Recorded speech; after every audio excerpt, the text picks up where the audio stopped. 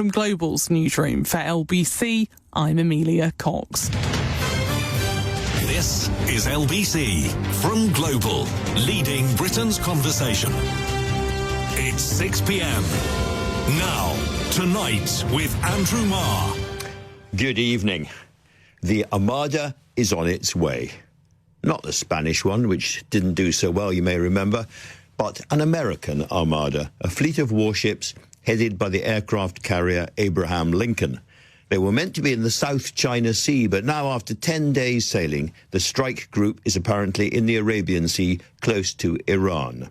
What President Trump himself called a massive armada was, he said, ready, willing and able to rapidly fulfill its mission with speed and violence if necessary. When nationwide protests against the Ayatollah's regime began, with around 6,000 dead so far, maybe many more, Trump promised the crowds in the streets that help is on its way. But this military force doesn't seem to be there for them, but rather to persuade the regime to negotiate a deal on nuclear weapons. Still, Trump is also warning that what is coming next would be far worse than the previous bombing of the Iranian nuclear sites, the so-called Operation Midnight Hammer. Now, I've said before, and I say again, you can't impose democracy from above with bombs or missiles. Venezuela was one thing, but Iran is a massive country with a population of more than 90 million people. This is a huge, swift build-up of US aircraft, ships and troops, but guessing how it's going to end is a fool's game. So, first question, what does Donald Trump want out of it all? LBC's Washington correspondent Simon Marks is here. Simon, this begins with a classic Donald Trump Truth Social posting. He does not seem to be coming to help the protesters. He seems to be wanting some kind of deal, some kind of nuclear agreement. On this occasion, Andrew, that seems to be the case. Remember that just a couple of weeks ago, he said he would come to the aid of protesters militarily, and then, of course, didn't. Look, that Truth Social posting is thick on threats, but very thin on the detail of what it is he wants to negotiate with Iran. And when you say, what does Donald Trump want to get out of this?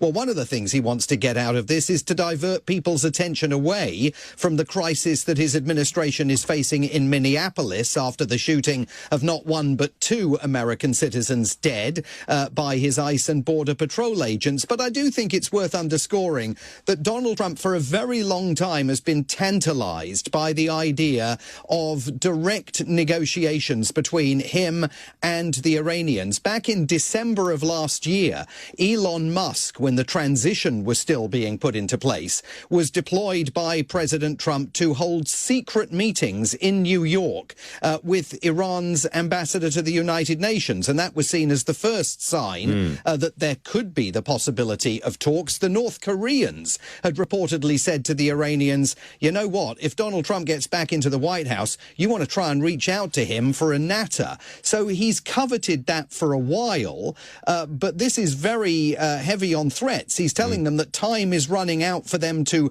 make a deal, but make a deal about what? We don't exactly know. And it seems very unclear what militarily he could do anyway. There was one thing sort of taking out those nuclear bunkers, which they did so successfully.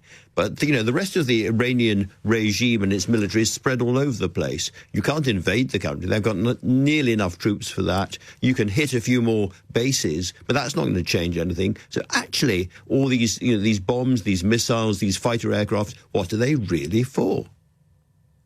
Yeah, I mean, it's clearly not going to be a ground invasion of Iran. I mean, this is going to be another firework display that attracts everybody's attention for a short period of time, and then we move on to the next distraction. He says that he's going to engage in an attack that will be far worse than Operation Midnight Hammer, when he deployed those bunker-busting bombs to go after Iran's nuclear facilities. But he's got a domestic issue here to confront on all of this, Andrew. 70% of Americans told pollsters just a few weeks back that they didn't approve of military intervention in Iran, even if it was intervention that was designed to save the lives of pro-democracy protesters in Iran.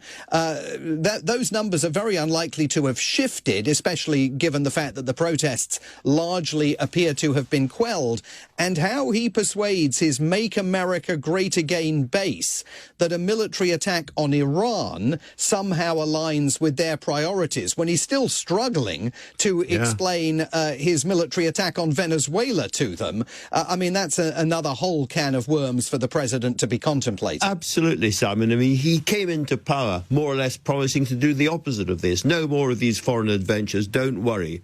And he may have forgotten that, but his supporters haven't, because he's unpopular on this. He's very unpopular, increasingly. You were mentioning ICE earlier on. That's going very badly for him. You know, later this year, there are the midterms, and there are a limited number, even for him, I guess, of distractions, which are both sort of valid, effective, and popular.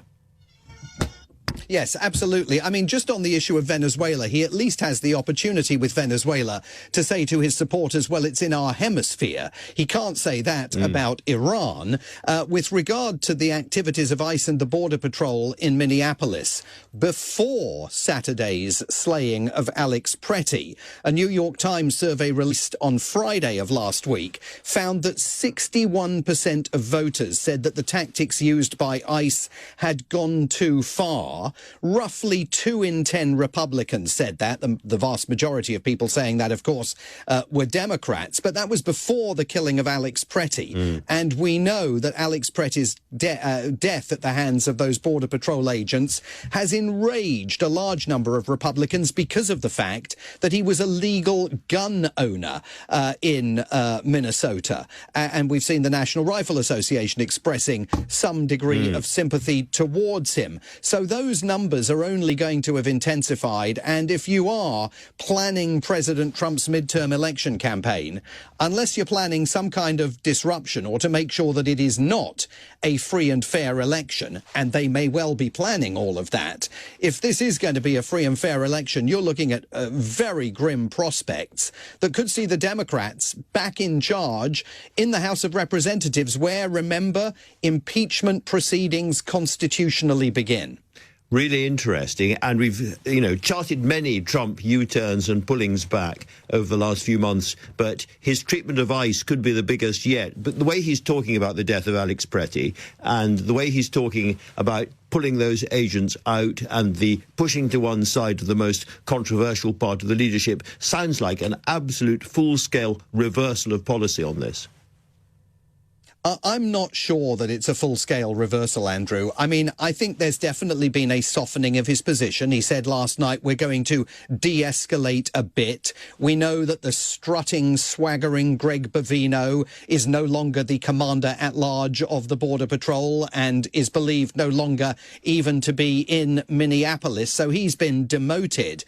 But the president is circling the wagons around Kristi Noem, his Secretary of Homeland Security, Stephen Miller, his Deputy White House Chief of Staff, even J.D. Vance, who approvingly reposted a social media posting by Stephen Miller that described Alex Pretty as an assassin. So I think what he wants to do, and this takes us back to Iran, is I think he wants to divert people's attention away from Minneapolis so that he can try and bury these questions about whether he's going to fire key members of his inner circle, because Kristi Noem indicated last night she told a friend who then told the website Axios that Kristi Noem says everything she said last weekend when she was slandering Alex Pretty in those mendacious appearances behind the podium, everything she says, she said she was directed to say by the President of the United States and by Stephen Miller. So that's a massive problem